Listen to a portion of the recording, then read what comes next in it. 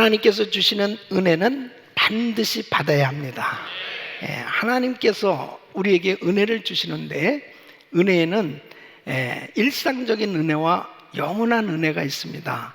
일상적인 은혜는 우리가 살아가면서 꼭 필요한 것들, 하나님의 이 은혜 가운데 믿는 사람이나 믿지 않는 사람이나 할 것 없이 모두가 다 일상적인 은혜는 다 받고 살고 있는 거예요. 뿐만 아니라 영원한 은혜, 영원한 생명, 영생을 얻어야 되는 것입니다. 그러니까 하나님께서 주시는 은혜를 받아야 영적으로나 육적으로나 모든 것들이 다 열려질 수 있는 거예요. 여러분, 우리가 살아가면서 모든 것을 다 가지고 있다고 해서 다 해결될 수 있는 일, 다 모든 것들을 해결할 수 있는 건 아니에요. 하나님의 은혜가 아니면 살 수 없는, 하나님의 은혜가 있어야만 우리가 살아갈 수 있는 것입니다. 바로 우리의 삶 가운데 도무지 해결할 수 없는 문제들도 하나님께서 은혜를 주시면 해결될 수 있는 줄로 믿습니다. 그래서 은혜를 받아야 돼요. 하나님의 은혜를 받으면 모든 것들이 다 열려지게 되는 거예요. 이런 은혜 가운데 사시기를 예수 이름으로 축원합니다. 자, 오늘 이 본문 말씀 보면 이 나만 군대 장관은 하나님의 큰 은혜를 받은 사람입니다. 이 보통 사람들이 원하는 모든 것을 다 가진 사람이에요. 이 사람은 명성과 부와 왕으로부터 총애를 입고 그리고 백성에게 존경을 받는 이 아람 나라의 군대 장관이었습니다. 이 나만에 대해서 열왕기하 5장 1절에 보면 이렇게 소개하고 있습니다. 아람 왕의 군대 장관 나만은 그 주인 앞에서 크고 존귀한 자니 이는 여호와께서 전에 저로 아람을 구원하게 하셨습니다. 저는 큰 용사나 문둥병자더라. 사람들이 부러워할 만큼 육신적으로는 모든 걸 다 가졌지만은 이 사람에게도 참 하나님의 은혜가 아니면 해결할 수 없는 어려운 병을 가지고 있었습니다. 그것이 이 문둥병이었습니다. 문둥병은 살이 썩어져 가는 병입니다. 불치병이에요. 의학적으로는 해결할 수 없는 병입니다. 이 나만 군대 장관이 참으로 하나님의 큰 은혜를 받고 정말 도무지 해결할 수 없는 이 문둥병에서 깨끗함을 받게 되는 것을 볼 수 있습니다. 하나님의 은혜를 받으면 해결될 수 있는 것입니다. 하나님의 은혜를 받으면 새 사람이 될 수 있어요. 변화받을 수 있어요. 달라질 수 있어요. 영적으로나 육적으로나 정말 근본적인 변화가 일어나게 되는 것을 볼 수 있습니다. 고린도후서 5장 17절 보면 그런즉 누구든지 그리스도 안에 있으면 새로운 피조물이라 이전 것은 지나갔으니 보라 새 것이 되었도다. 여러분, 예수 안에서 새로운 피조물, 새로운 삶이 이루어질 수 있는 줄로 믿습니다. 자, 오늘 이 말씀을 통해서 은혜를 받으면 영적으로나 육적으로 이 놀라운 축복을 받게 되는데 이 나만 군대 장관이 하나님의 은혜를 받고 어떻게 달라졌는지 한번 보십시오. 첫째는 하나님을 모르던 사람이 하나님을 찬양하고 하나님을 섬기는 사람으로 변화를 받게 됩니다. 이 사람은 림몬의 당에 들어가서 바로 우상을 섬기던 사람이었습니다. 그런데 하나님의 은혜를 받고 나니까 15절에 이렇게 고백을 합니다. 내가 이제 이스라엘 외에는 온 천하에 신이 없는 줄을 아나이다. 그러니까 우리가 예수를 믿고 은혜를 받고 나면 오직 예수, 다른 어떤 것으로는 구원받을 만한 이름을 주신 일이 없다. 바로 예수 외에는 결단코 다른 어떤 것으로 구원받을 수 없다고 오직 예수 그렇게 고백하게 되는 줄로 믿습니다. 그리고 17절에 보면은 다른 이제부터는 종이 번제든지 다른 제든지 다 다른 신에게는 드리지 아니하고 다만 여호와께 드리겠나이다. 아니, 우상을 섬기던 사람이 이제는 하나님만 섬기겠다고 이렇게 고백하는 것을 볼 수 있습니다. 여러분, 영적인 변화를 받게 되는 것은 하나님의 은혜가 임해야 가능한 거예요. 바로 하나님을 모르던 사람이 이렇게 영적으로 열려져서 하나님을 경배하고 하나님을 예배하는 사람으로 변화를 받게 되는 것입니다. 이 두 번째는 이 육체의 질병이 치료받게 되는 걸 볼 수 있습니다. 수많은 사람들이 은혜 받을 때 치유받는 역사를 경험하게 되는 걸 볼 수 있어요. 그래서 14절 말씀 보면 그 살이 여전하여 어린아이의 살 같아서 깨끗하게 되었더라. 이 나병 환자였던 나만이 이렇게 깨끗하게 치유받았을 때 얼마나 감격스럽겠습니까? 정말 기적 같은 그런 치유받는 역사들을 경험하고 있습니다. 오늘 이 예배에도 하나님께서 치유의 은혜를 부어주실 줄로 믿습니다. 또 세 번째는 하나님의 종이 귀하게 여겨집니다. 사실 나만에게는 그런 마음이 없죠. 뭐 선지자가 누군지 주의 종에 대해서 뭐 그다지 잘 아는 지식도 없었을 것이고, 또 처음에 엘리사를 만나러 왔을 때 엘리사에 대해서 상당히 불쾌한 감정을 표출했던 사람입니다. 그런데 은혜를 받고 나니까 15절 보면 당신의 종에게서 예물을 받으소서, 당신의 종에게서 이런 단어를 사용하고 있잖아요. 그의 마음이 겸손해졌던 걸 볼 수 있습니다. 원래 이 나만은 상당히 교만했던 사람이에요. 그런데 그의 마음 가운데 주의 종을 귀하게 여기고, 그리고 겸손하게 자기 마음이 낮아지는 것을 볼 수 있습니다. 하나님의 은혜가 임해야 바로 남을 나보다 낮게 여기고, 그리고 겸손한 마음으로 주를 섬기게 되는 줄로 믿습니다. 다섯 번째는 세상적 직업과 환경에 대해서 갈등을 느끼는 것을 볼 수 있어요. 자, 18절 말씀 보면 이 은혜를 받고 난 다음에 이 나만에게 한 가지 마음이 찜찜하고 갈등이 생겨지는 거예요. 그게 뭐냐면 여호와께서 당신의 종을 사유하시기를 원하나이다. 곧 내 주인께서 림몬의 당에 들어가 거기서 숭배하며 내 손을 의지하심에 내가 림몬의 당에서 몸을 굽히오니 내가 림몬의 당에서 몸을 굽힐 때 여호와께서 이 일에 대하여 당신의 종을 사유하시기를 원하나이다. 이 군대 장관으로 왕을 수종든단 말이에요.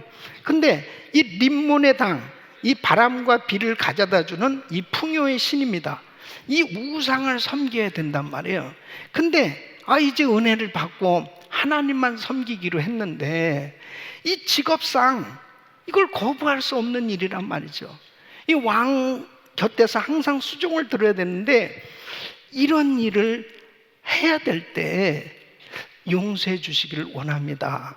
이러한 이 직업적인 환경에 대해서 참 갈등을 느끼게 된단 말이에요.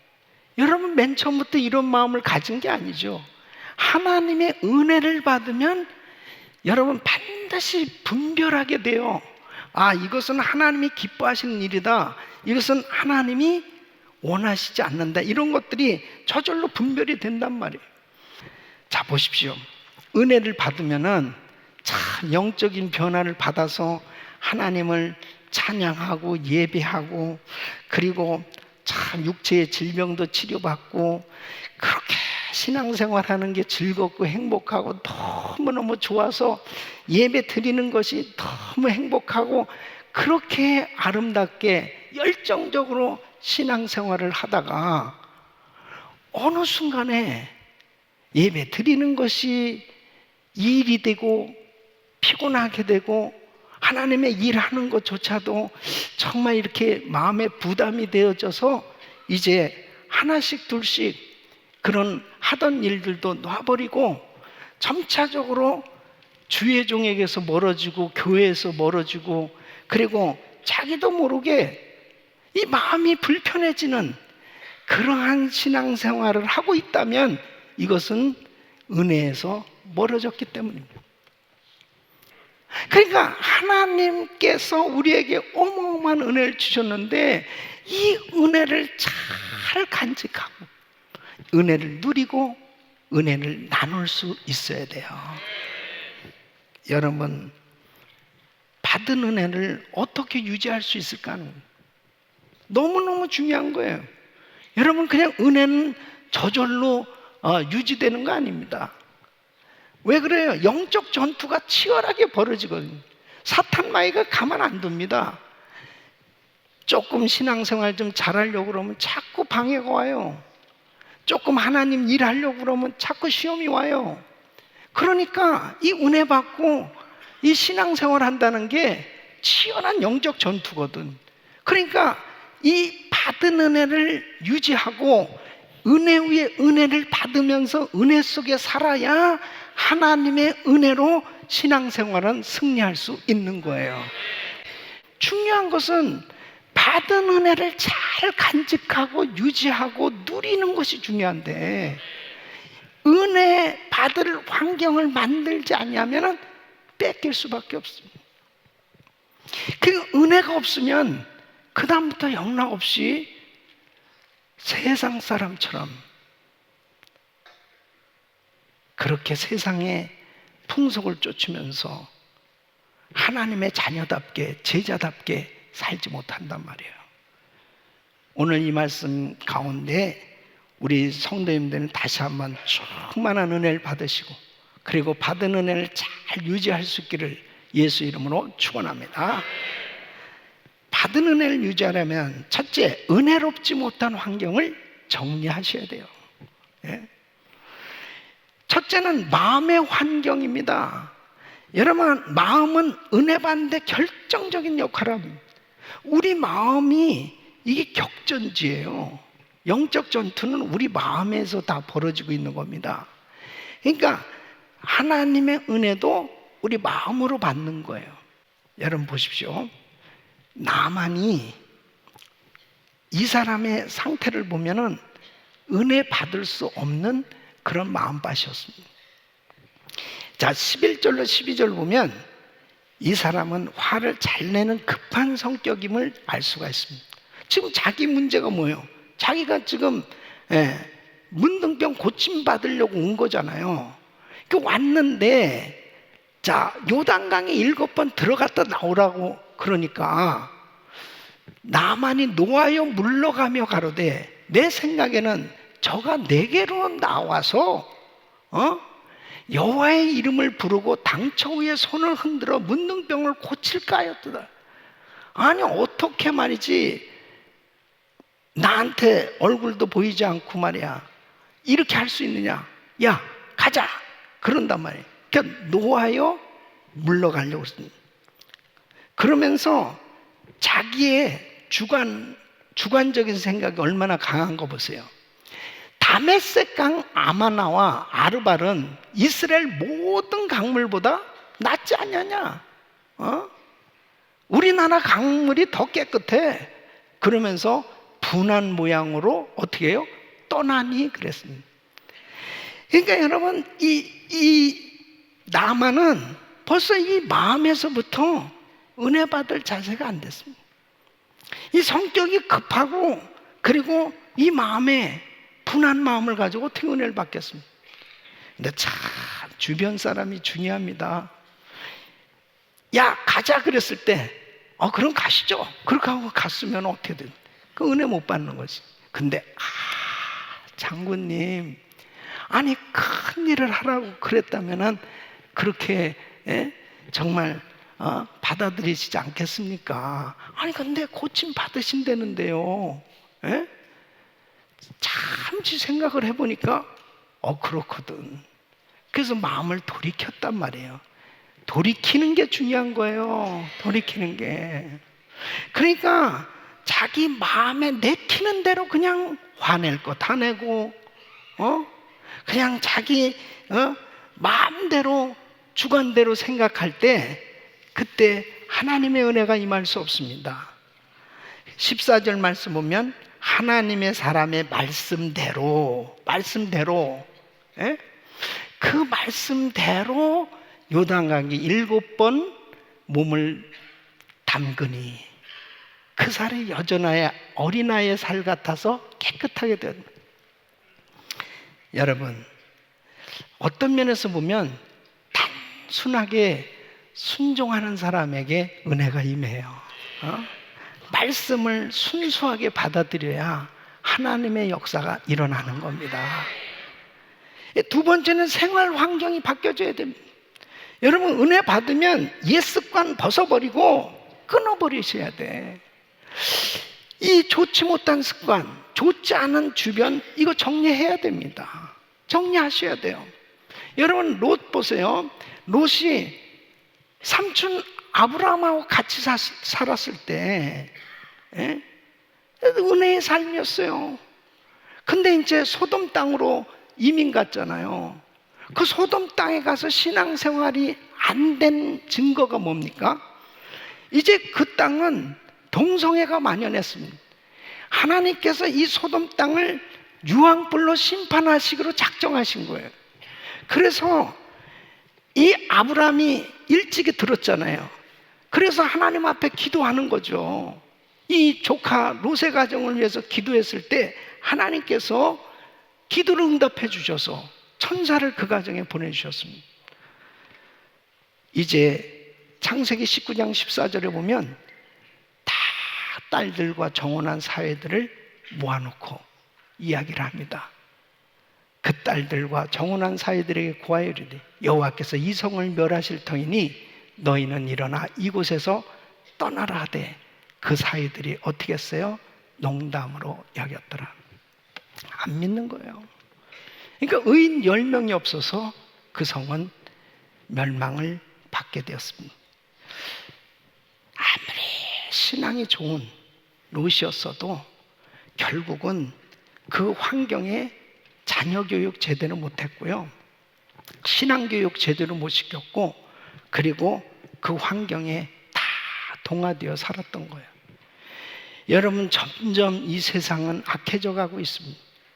우리 자녀들을 어떻게 교육을 시켜야 되겠으며, 정말 우리가 어떻게 신앙생활을 해야 되는지 치열한 격전이 벌어지는 이런 마지막 때 우리는 살아가고 있어요.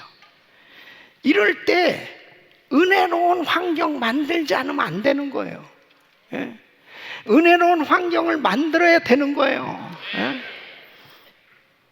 어떤 성도가 그렇게 기도를 이렇게 하는, 하나님 거미줄을 치워주세요. 거미줄을 치워주세요. 뭐냐면 거미줄처럼 너무 복잡한 그런 환경, 이것 좀 다 좀 치워지게 해달라고 허구한 날 똑같은 기도를 계속하니까 목사님이 그 소리 듣다가 옆에서 주여 그 거미를 죽여 주시옵소서. 거미줄만 치워달라고 하면 되겠어요? 계속 생겨지는데, 여러분 구체적으로 이 죄의 근원을 뽑아버려야 될 줄로 믿습니다. 잘못된 습관 싹 끊어버려야 돼요. 자꾸 그렇게 잘못된 그런 장소, 잘못된 곳에 가면서 가지 않게 해주세요, 가지 않게 해주세요. 그래도 되겠어요? 그걸 확실하게 끊어야지. 확실하게 끊어야 될 거 아니에요. 확실하게 끊어야 돼. 이 잘못된 습관들 싹 그냥 끊어버려야 됩니다. 여러분, 이게 결단이 얼마나 중요합니다. 내가 무엇 때문에 은혜를 못 받게 하고, 그렇게 은혜를 많이 받은 사람도 환경이 얼마나 중요한지 모릅니다. 어떤 사람을 만나고 어떤 환경 가운데 있느냐, 너무너무 중요한 거예요. 그래서 좋지 못한 습관, 좋지 않은 주변 정리하시기를 축원합니다. 축원합니다. 그래서 은혜 받은 사람들과의 만남을 만들으셔야 돼요. 자, 보십시오. 나만이 어떻게 은혜를 받았습니까? 나만은 자기 집에 종들 가운데 이 히브리 여자아이, 이 이스라엘 아이가 있었단 말이에요. 이 아이가 우리 주인께서 이스라엘의 선지자님을 만나신다면 고침받을 수 있을 텐데요 하는 이 소식을 전해준 거예요. 이 일로 인해서 엘리사를 만나게 됩니다. 은혜 받은 사람과의 만남은 바로 하나님의 축복이 열리는 통로가 되는 줄로 믿습니다. 너무 중요한 거예요. 하나님의 은혜를 받은 사람들과의 만남을 통해서 내 자신도 은혜를 받을 뿐 아니라 은혜가 유지될 수 있는 거예요. 마가복음 2장에도 보면 중풍병자를 침상태 4사람이 예수님에게 데려오는 장면을 볼 수 있습니다. 사람들이 너무 많으니까 지붕을 뚫고 침상채 내렸어요.